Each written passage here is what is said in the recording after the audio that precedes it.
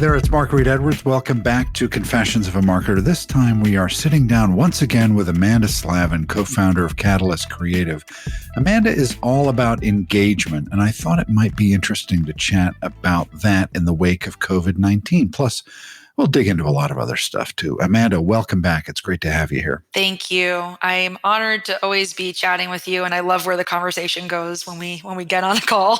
It's always an adventure. Just for those who didn't hear it, we were talking for like 7 or 8 minutes, and I probably should have recorded it. But anyway, that was entertaining, and I'm really looking forward to chatting with you.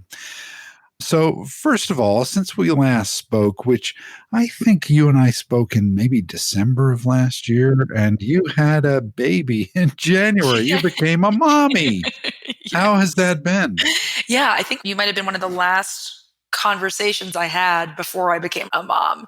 So definitely a lot has changed. I think a lot would have changed for me anyway without a global pandemic in terms of pregnancy and having a baby. And for me, I was induced because I'm type 1 diabetic and I knew the date was coming. And so a lot of my identity is pulled from work. And for me, for the past 8 years, my entire life, my baby has been Catalyst, my company. And so I had this date that I knew everything was going to shift and change. And you really can't be prepared for it. You could read all the books and you could do all the things, but at the end of the day, you're not actually prepared until your child comes and then tells you all the plans you made are so funny. You're so funny that you thought that was going to go like that. But what ended up happening was because he was born January 8th, I really had quite a bit of time the last 2 months of pregnancy, and then the 2 months of him really coming into this world, I had some time and energy. I mean, not really, I was barely sleeping, but my entire identity was deconstructed and kind of put back together. And so by the time COVID hit, I had already kind of experienced a lot of these identity shifts that then people were experiencing because I had lost a lot of my quote unquote freedom, my carefree attitude. There's a great article I read that once you become a parent, there's no such thing as being carefree ever again. And so it was just a really big gift. And I can certainly speak to what it's like to have a child during COVID. But I think just having a child in general was one of the only things in my entire life to slow me down and to also remind me that I have absolutely no control over plans. I can try and try and try to be in control of every aspect of my life, but at the end of the day, you have to surrender. So that's been the lesson, that's been the gift, and he's the best teacher in the entire world. How old is he? 9 months, you said? He's 9 months going on like 9 million years. He's like so wise. And, so, I always feel as I was a teacher, as I think we talked about in the last session. And I just feel that children are so much smarter than us because they're not tainted by all of the things that they're supposed to do and say. And so just watching him and witnessing him, and he's so resilient and so adaptable. We had to leave New York City very early on when there were 9 cases. And we went to multiple Airbnbs, and then we ended up moving out of that house for good. And then we went to live with my family, and now we're in a different location. And I think we were so worried that he wasn't going to be okay with it and he was going to be, upset. And it's like, we just project all of the experiences and feelings that we feel onto others. And so he's fine. I'm the one that's crazy. Yeah. So I think that's been also a gift in itself, is to really learn from him and say, like, he has no idea what's going on. He's just happy to be with the people he cares about and he loves. And that's a reminder in itself.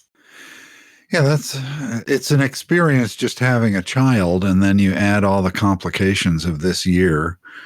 And wow. So let's talk about that. Having a child changes you, and COVID has changed all of us. So what has the last 7 months or so been like for you and Catalyst Creative? So after 8 weeks, I was in labor for about 24 hours and had a C-section. After 8 weeks, that's when the pandemic kind of, hit. And that's when we left, the home that we designed and created for our child. And that's when I came back to work very slowly, but surely. And it was really, 60% of our revenue comes from live events.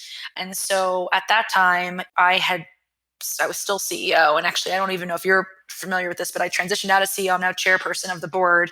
Yeah. And I'll kind of talk a bit about that. But I ended up coming back and really figuring out what role could I play with still ensuring that I had set the boundaries that I needed in order to be able to be present with my child.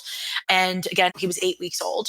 And so I came back and really spearheaded a lot of the business development efforts and came up with a lot of offerings that we were able to design very, very quickly. The thing about Catalyst, think about any startup that has survived and thrived over 8 years, is you are very, very quick to adapt. You're very resilient and you pivot very quickly. So we've had to pivot so many times before.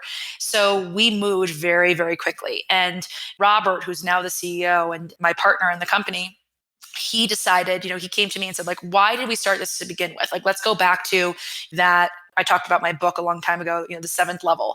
What is our seventh level? What are our personal values and beliefs? Why did we set out to create this company? And it was to design experiences that built community and inspired and educated. And so we decided to create a series that was called Coffee Chat with Catalyst. And every week we created these experiences where we were bringing in a lot of different thought leaders and all these different topics. And we were just for free giving out that content to be able to just help educate people on the questions that they had during this very, very, very uncertain experience. And in that same process, we decided to design these digital experiences that allowed for brands not to sell, but to communicate their values in a compelling, inspiring way. Because the first 2 months of the pandemic, people were very allergic to brands just doing business as usual. But they were also very allergic to brands sending out an email and saying, oh, we're there for you. When a lot of customers were like, what does that even mean? What are you talking about? You're there for us. Tell us how you're there for us. And so we started to design these digital experiences that were bringing people together, asking them a primary question that would open up the conversation around what the brand actually believed in. And they were all strangers, these individuals. We would send them kind of a box, like an interactive box, whether it was cocktails or a dinner kit or whatever it may be. And then from that experience, we were designing content, digital content that we were then leveraging to promote what that brand stood for. And we did, 4 of those within a very short period of time. And then I actually raised money for the company during the pandemic and was then... That is impressive. Yeah, it was crazy. And then ended up transitioning out to become chairperson so that I could think more strategically into the future and allow for those within the organization to step into the roles they were made to step into. But that took quite a bit of thinking and quite a bit of time prior to that very rushed decision. It was about a year of being able to be really intentional. And then once COVID hit, it kind of put everything into perspective so that we were able to move very quickly. Yeah. You've kind of answered this in a way, this next question, but I want to drill down a bit further into it. Has COVID-19 changed engagement for your clients? I guess on both sides. Has it changed the way you engage with your clients? And has it changed the way your clients are trying to engage with their customers? So much. I mean, I wrote Seventh Level, released it in October. And the entire book, as you know, is about brands going that extra mile to listen to their customers, to ensure that they are doing something more than just selling, to raise the standards of what it means to be a brand, and to raise the standards of what it means to have a customer and a relationship with that customer. And what happened with COVID is that it really put into perspective what it meant for brands to listen to their actual customer and then show up for them. As I was saying before, a lot of customers were allergic to that kind of, that email that you receive from every single brand that you ever I've talked about that so many times in the last few months on this podcast, is that reflexive email that we all got on March 22nd. Yes. It was... The first one was like, oh, well, this is nice. And then the second one was like, well, this is the same email, but from a different company. And it just never ended. It was the height of insincerity. Exactly.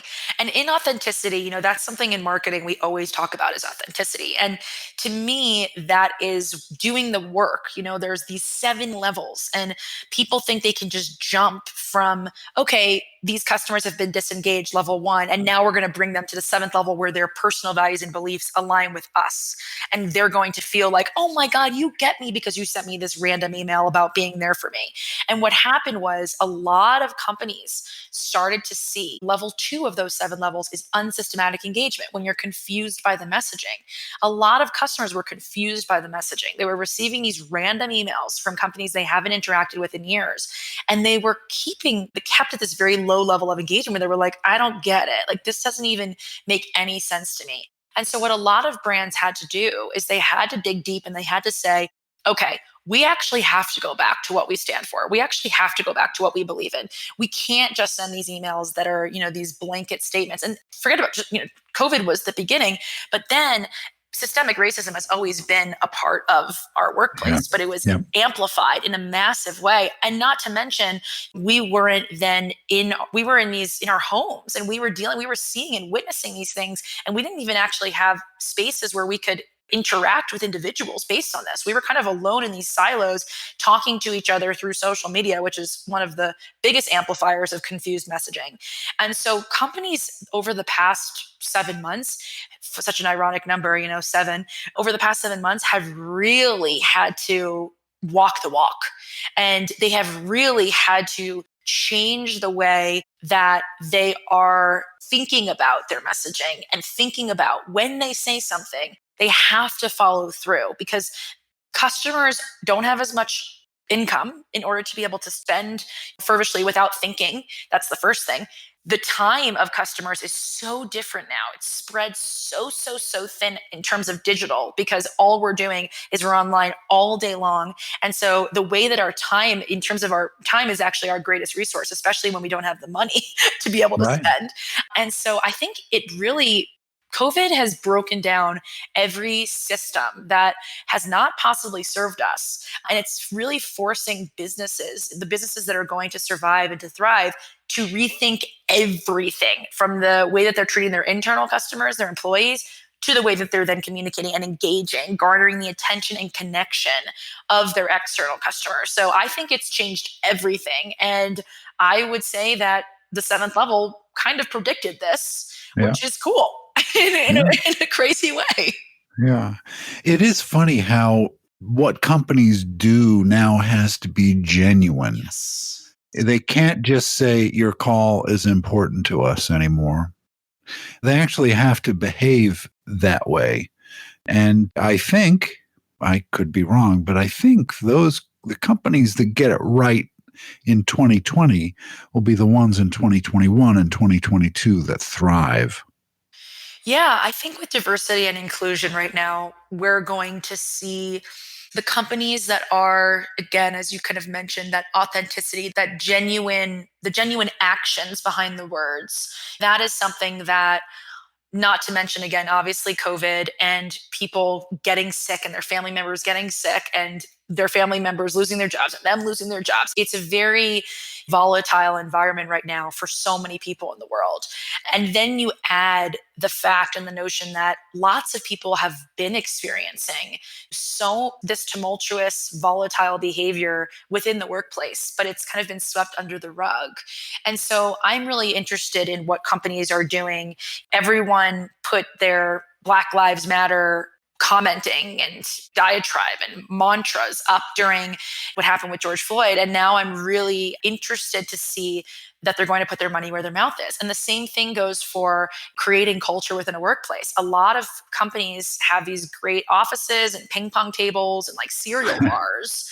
Right. But now this is when they really need to show up for their team. They really need to ask what's going on in their lives and actually listen and care and be able to ensure that they are creating an emotionally safe, psychologically safe workplace and space for their employees. And the other thing about that is that you can't actually tell what's going on in someone's life because you're not seeing their body language. You're not interacting with them on a day-to-day basis. So you have to go above and beyond to be a human when you're sitting behind a computer.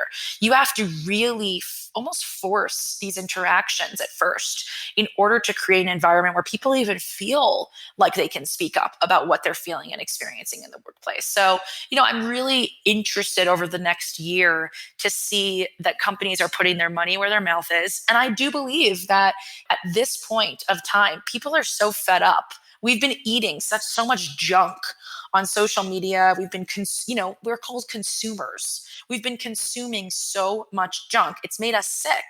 And so we now need to think differently about what we're feeding to these, like all the words that we use. It's like the mini feed. That's like what it was called, or like the Facebook feed, the LinkedIn feed, what Yeah. we're feeding our customers. And I think that's hopefully going to be a positive that comes out of this entire mad year. Yeah, it's like a big sugar high everybody's Mhm. coming down from. But Exactly. I do think I'm privileged to work with a couple of really big companies.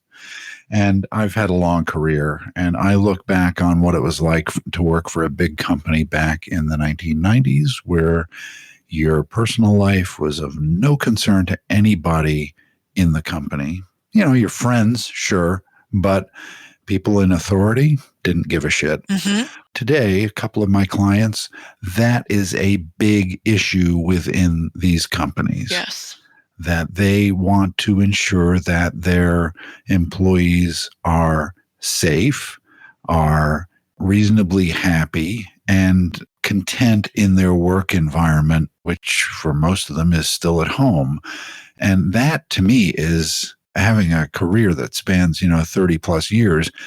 That to me that's like a major earthquake in corporate America. It's a big change. Well, I think that this has been happening. When millennials entered the workplace, there was this huge generational gap between what millennials are looking for from a workplace. I gave a talk a while ago at Inbound about this, and it was the fact that my father worked for my company for a few years. I wanted to have this different perspective other than just millennials, because we work with a lot of legacy brands and nonprofits. And I Sure. wanted to ensure that we weren't just coming in and talking until people's faces turned blue. We wanted to make sure that we were listening as well, and we had different perspectives in that way. And so what I really learned from my father was that when he was on Wall Street, when he was working, he worked and then he came home, and he left work at work, and he came home and he was at home with his family. And there was separation between work and life. And once, smartphones were prevalent and ubiquitous, we don't really know what it means to have that separation, because Right. while it's unbelievable that we can work anywhere, it's completely crazy that we can work anywhere. And it's really, really important that we set up boundaries for ourselves in order to be able to ensure that we have this self outside of work. And then that self, we can then bring that self to work. And I think what's happened is we've been a remote company. We've been a remote agency doing live experiences for 8 years. So we made that choice. Robert and I made that choice. We came from companies that were very, very strict. I couldn't even leave for a lunch. I was just trapped at my desk for like 10 hours a day. And we decided we wanted to create a culture that allowed for people to have lives and then bring those lives into workplace. But what happened with COVID is that a lot of these businesses that were running and operating in this old school way, because those who were running the organizations came from this history of I have work and I have life, and those are separate, were now faced with these situations and circumstances where people were working from home. And so their home was right in the forefront of their work. And, their children were screaming in their background and their dogs were barking. And, you couldn't Yeah. ignore the fact that work and life were so intertwined. And so then these companies realized that it was about their bottom line. And that's why I recoined that ROI, and just instead of return on investment, as ripple of impact, because I don't think a lot of these things that we consider soft skills, like empathy and compassion and creating a nurturing environment, and even an environment where we love the people that we work with, are soft. I think those are integral to building an organization that's sustainable. And so I think that now those individuals at these legacy companies are saying, oh, wait a second. This isn't like some cute thing that millennials are asking for in the workplace because they were over the top nurtured from when they were babies. Right. This is something that is instrumental to building a successful business with diverse perspectives and thoughts, because that's also who our customer is. So that is, again, I think a positive that has come out of this is that big businesses have realized that creating a culture where every voice, every person feels brave enough and safe enough to share is number one priority, not an afterthought. Yeah. Someone said to me the other day that they thought that the promise of capitalism can be realized because companies are the ones who are pushing some of this social change now.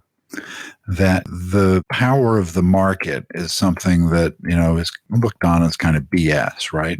But if companies, some big Fortune 50 companies in the world are actually signing on to this and helping to move the needle, well, that's a good thing, isn't it? Yeah, I mean, listen, we, particularly in America, prioritize wealth and money as the be all end all. And everyone could say something different, but that is my perspective, is that is what we worship. And not to get political, but we see in the people we've chosen. Yeah, Like, I don't yeah, know if no, you I, say I, that. I completely agree. And Yeah. man, there are so many more important things in life than money, but Yes. it gets headline coverage every day. Exactly. And so if that is the thing that is running so much of our lives, and we don't even realize, I don't think, how much it's running, the systems that we've designed for ourselves. Again, I'm talking about within America, even within the education system, there's a lot of systems, or healthcare system, we're seeing a lot of systems crumble before our eyes, and we're seeing the difference and the distance between those who have the means and those who do not. Because as much as COVID is a level setter, where yes, anyone and everyone can get it, we see the ramifications of what it looks like when you don't have the means to take care of yourself. And so I think that the only way, and that's where when I was writing the seventh level, I went back and forth with the editor around, should I write this about just business, or should I make this more of a book that can be applied to every aspect of your life? Because it really can be applied to any type of relationship building. And I chose to keep it focused on business because I said most of our lives are spent at work. And so, for better or for worse. And so, if we can start there and we can change work, the microcosm of what is really our entire lives, then it will seep into other aspects of our lives without even realizing. And, a friend of mine, she is an amazing leader. Her name is Ashoke Abalu. She always quotes Rumi around this idea of this. I'm going to totally butcher it. It's around, and I actually think I'm sounding so completely uneducated right now. It's Khalil Gibran. She quotes a lot of poets, but Yeah. Khalil Gibran for this specific situation, and it's around the fact that work is love made visible. And that's the way that she thinks about work. And so that is, to me, an amazing opportunity to think about work differently. If we're spending all of our lives working to be of service, I'm in the service industry. We are a service provider. Let's look at that word, to be of service to something. Shouldn't we enjoy it? Shouldn't we feel like our best selves in it? Shouldn't we feel comfortable and confident to be able to connect with people from our truest place? And, again, I think this sounds very, kind of like a little bit pie in the sky and a little bit like hippie. But for me, it goes back to being a teacher and seeing that my students, when they were more highly engaged, when they felt safe in the classroom, when they felt seen and heard, they were more highly achieving. They did better on their tests. They excelled. And so it's actually more about the bottom line in capitalism than it is about that kind of gooey, feel good, we need to kumbaya, make everyone feel great about themselves. It's actually, yes, we should do that because we're human beings and we want to connect with them, but let's do that because it's also going to help our businesses. Like, it's not separate. Yeah. I think back to Red Auerbach, the great Celtics coach, and he integrated the Celtics back in the 1950s, and he did it because he wanted to win. And for very simple reasons, we can change the world because not just because we want to make it a better world, but because we want to do well for each other. Exactly. I always used to say when I first started Catalyst, doing well and doing good are not mutually exclusive. And I think so often people think, and this is probably 8 years ago when the company started, more so than it is today, but it was always this idea of, okay, good means corporate social responsibility, and good means this segmented arm of our business. And that's what that looks like. And to me, the reason why we had this term brand acupuncture is because a lot of companies thought that they had a problem with their marketing. They thought they had a problem with their website. They thought they had a problem with Instagram. But when you dug deeper, acupuncture identifies that very specific pain point, and you think there's a problem with one thing. And what ends up happening is you really identify the underlying problem that's actually causing the problem on the surface. And so that's what I think is happening right now is we're digging much deeper than we ever would because we have to Yeah. survive. And that's a whole different playing field than I think we've ever had before, is that every business, some businesses are flourishing for sure, but I would say that every business has to at least examine what they have thought was working, but is not going to continue to work over the next 7 months, 7 years, 70 years in order for them to continue to thrive. Yeah. I want to talk a little bit about creative. And have you seen any kind of difference in creative through 2020 because of COVID and social unrest? And your company has been remote, but maybe your clients haven't all been remote and now they're remote. Has remote work changed the nature of that? Yes, none of our clients have ever been remote because they're these legacy brands. So wow, has it changed everything for them? Not as much for us, but I will say for the creative, I think two things. One of my friends is this unbelievable woman. Her name is Ivy Ross, and she is the head of design for Google hardware. She designed the Google Home. And she once said to me that restriction provides an opportunity for creativity. And so, what I have seen and witnessed during the past 7 months is that people had to learn how to get so creative with all of these restrictions. And it's really created unbelievable, beautiful content. Apple put something out. It was an experience of working from home. It was like, I don't know if you saw it. It was these characters, like these actors. They had done one Yeah. before COVID. You saw it with Yeah. okay. Beautiful. It was beautiful and it was powerful and it was hysterical and you related to it. And I just absolutely loved that. I actually didn't even, I learned about the tools that Apple had and I started using those tools and applied them to my own life. And so to me, that was an amazing example of using this restriction as an opportunity. I think that for what's going on with civil unrest and systemic racism within our workplaces and in our world is that a lot of brands became very performative. There was a whole article about how a big agency was looking to hire another friend of mine. Her name's Chantel Martin. She's an unbelievable artist and she's Black. And they wanted to hire her for some big brand, but it had to be in this time frame that was, where Black Lives Matter was unbelievably relevant. And she ended up being a big article because that is the opposite of what we need to be doing. And they were called out for it and they were put on blast for it. And I think, again, that's not acceptable. It never was, but more than ever, it's going to be amplified if you're doing something for yourself. I think right now we all have to think about how can we be of service to those who we've always supposed to have been of service to. The customers that we work with, we're supposed to provide them something, offer them something. Those are the words we use.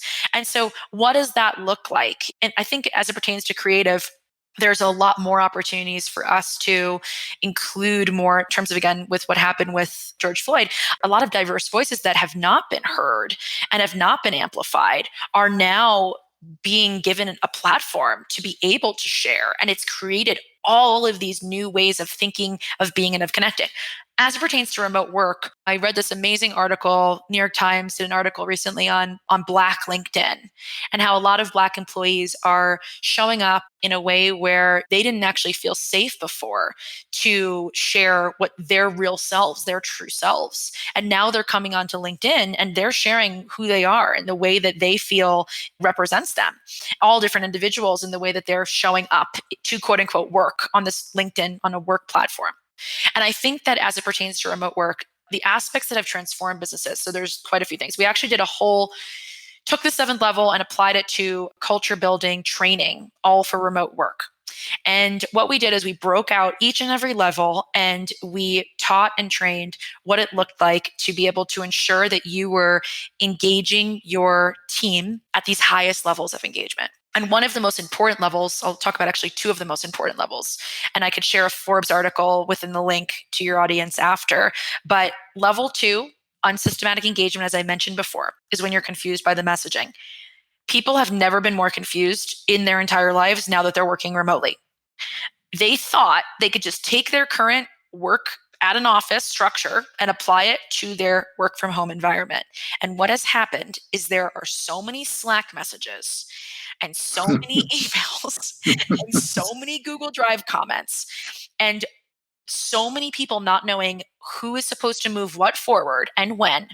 And the problem is that people think that once they get the right tools, they're set. But that's Do you ever run into the fact that you think, I know someone sent me something? oh my Was it gosh. an email? Was it in text? Was it in Skype? Was it in Slack? Was it in Teams? Was it in Zoom? And you think, well, I just don't know where it was, and Was it a carrier pigeon? Like, yes, exactly. And I'll talk about that in actually a second because the confused by the messaging is when it's the why, how, and when you use the tools. So for Slack, well, we made up rules again years ago that we've been teaching to teams where when someone is messaging you, let's just call it 5 or more times on Slack, and you have to keep going back and forth, just pick up the phone and call them. right. Yeah. Oh, That's it. absolutely. That's a rule. Pick up the phone and we share. Although, Yes. although I will say I got a call about a week ago early in the morning and I talked to the person. It was like 6 a.m. and it was an important call. And then I thought, oh, I got to call that person back.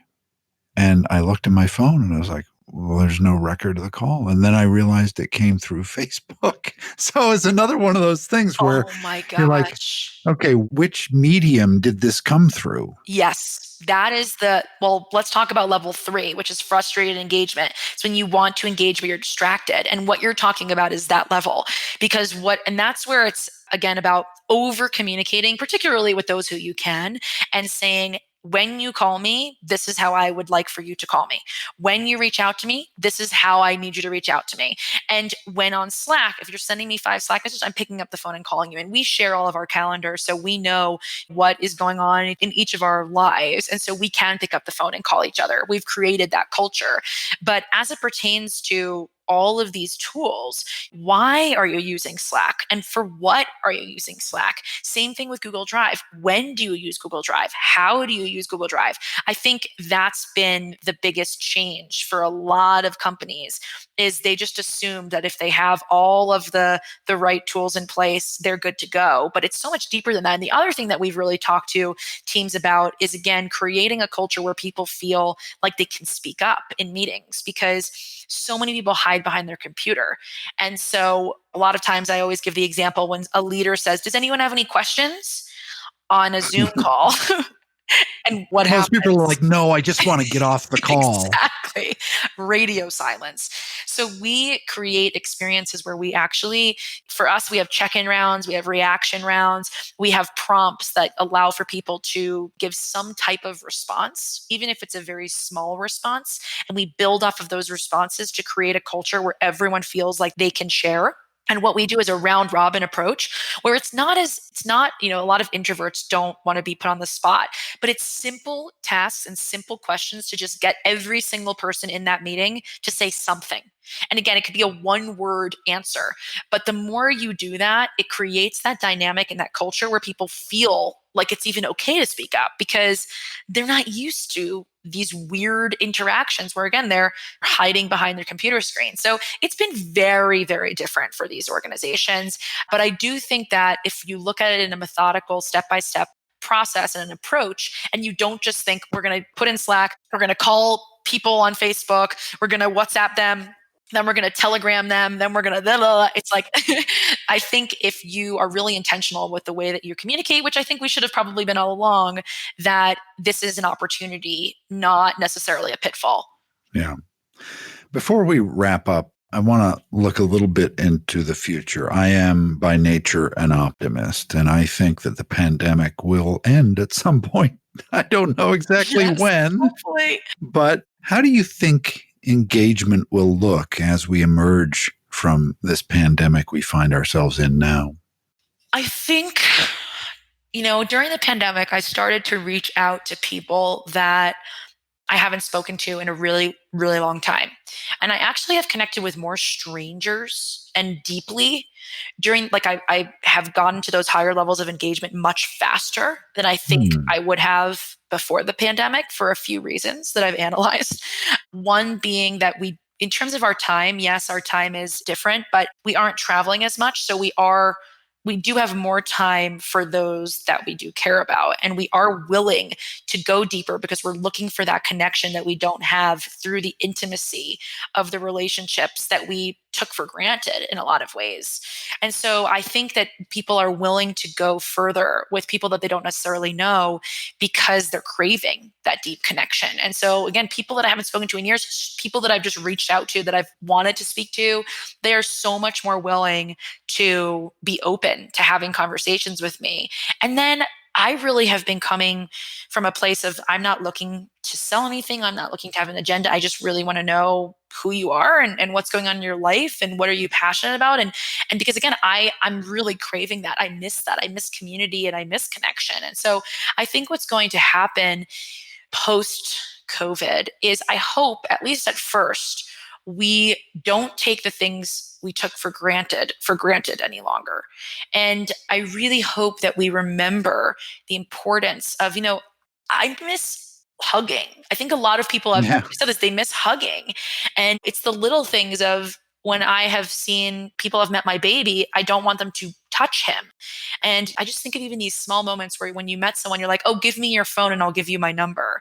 I think it's these little tiny interactions and experiences that are really the bedrock of connection. These little moments that build in order to be able to build trust and connection and intimacy that we just don't have anymore in the same way. And so I hope that during the pandemic, which we don't know how long it's going to last, we start to really care more deeply about each other's well-being. And when we say, how are you?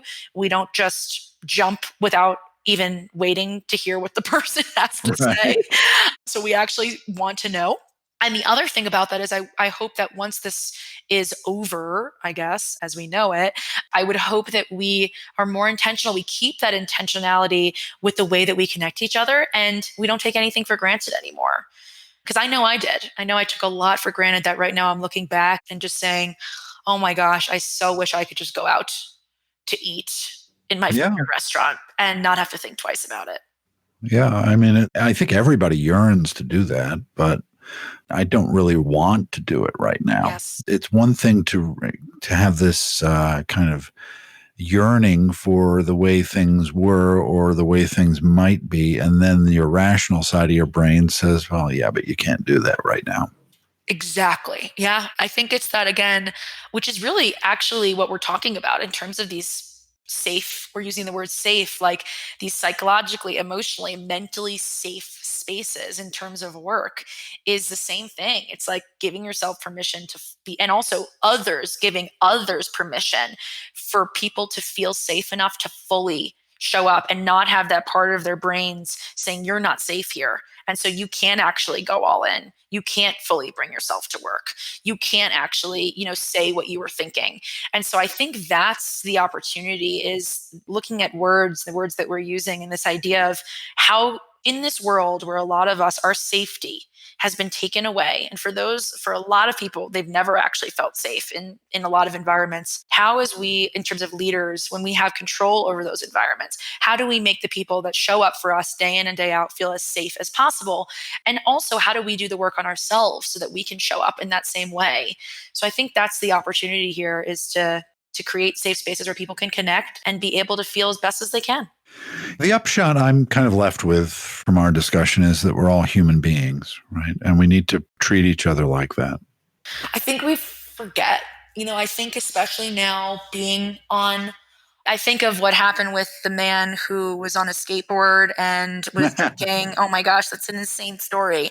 And made Fleetwood Mac on the top of the charts for the first time in, I think, like 30 years, because his truck broke down and he just got on his skateboard and was drinking cranberry juice, and, just a great video. And just a great video that millions and millions of people connected with. And then he ended up being able to, he was living in an RV. He had no water. He was taking showers next door, and he now has money. People have donated to him. He's been able to get a new space and home, and he's flourishing because of that human connection. I mean, it's unbelievable to me. He wasn't trying. He wasn't doing anything that was for anyone other than himself. He was just trying to enjoy his life and to make others, I think, feel that enjoyment just by being. And that, to me, is the opportunity here. It's not about the likes. This is what I said the last time we talked.